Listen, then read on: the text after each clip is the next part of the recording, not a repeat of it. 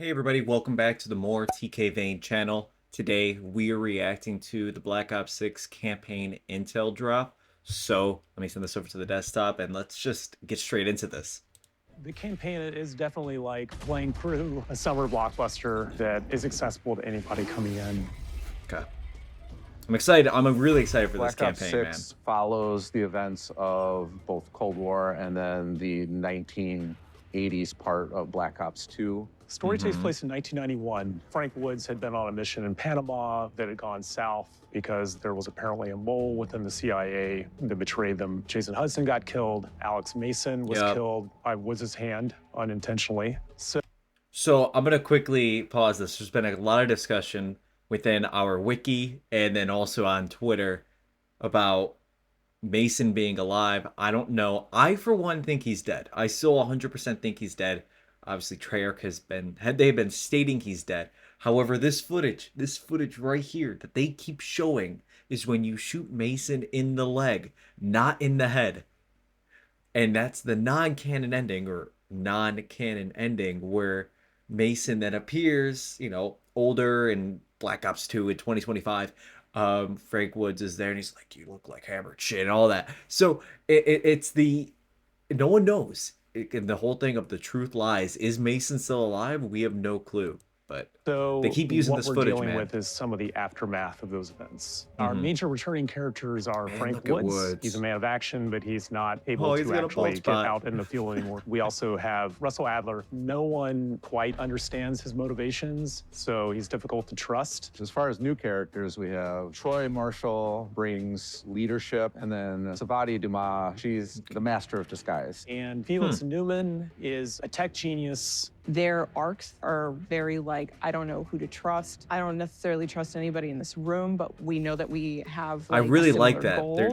I like that they're doing the whole espionage thing. That's one of the things I love about the Black Ops campaigns. It's so stealthy and spy-esque, and I'm so excited. When we were starting to think of a campaign, we first start with our era. So we knew we wanted to touch on the Gulf War. We'll hit Kuwait, Iraq, Washington, D.C., Soviet Union, and then from there, we fill in the gaps with, what are just cool locations that we want to do that are fun, provide big experiences, big moments, and really fit the characters in the story. Call of Duty has many landmarks, either existing or fictional one that is heavily related with real life, real war, real Graphics events. look beautiful, The sheer too. variety in the game is pretty spectacular in that there's a lot of space to explore. Player can do it in any order they want. We're allowing different strategies in these spaces. You'll find that your buddy played it differently and they got a whole different result, or that something happened to them that didn't happen to you. So there's a lot of replay. So it's like Black Ops Cold War again, where you get kind of different options to you choose your own path, right?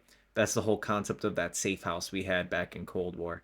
And you could choose various different things. You could choose the mission you wanted to do in the campaign, but then while you're in the mission, you can then also choose a certain objective that you're gonna do. So like the one mission where you play as Dimitri, and you have to go. You have to get Adler and the team inside Moscow, and you could choose various different ways of getting them in. So you could either kill the one guy, I can't remember his name, but by poisoning his tea, or you can interrogate another dude. It was a bunch of different options. So yeah, like they're saying, it adds a lot of replayability. It seems like they're going for the same concept. Ability. The safe house is a place to go in between missions. It exactly gives what I was the saying. player a chance to explore. It's where you can really see these characters and feel who they are and what they're going through. There is also upgrade stations, so the player can upgrade themselves with improved equipment, improved abilities. The safe house it's like will Black grow Ops 3 as the player progresses through the game. In a sense. The set dress will change. I think Infinite Warfare had the same thing too. And you'll notice different things that weren't there before. So the player is playing a CIA operative named William Calderon. He goes by Case.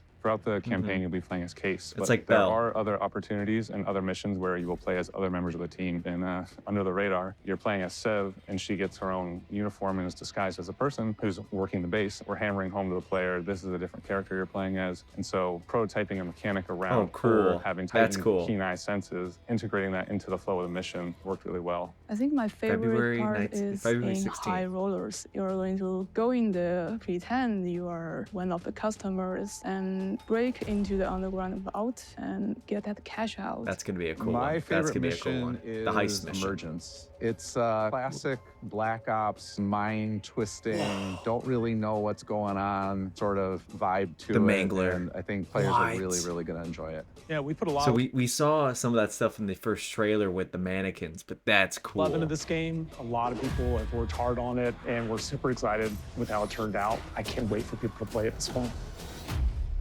Sweet. I'm excited, man. I am stoked.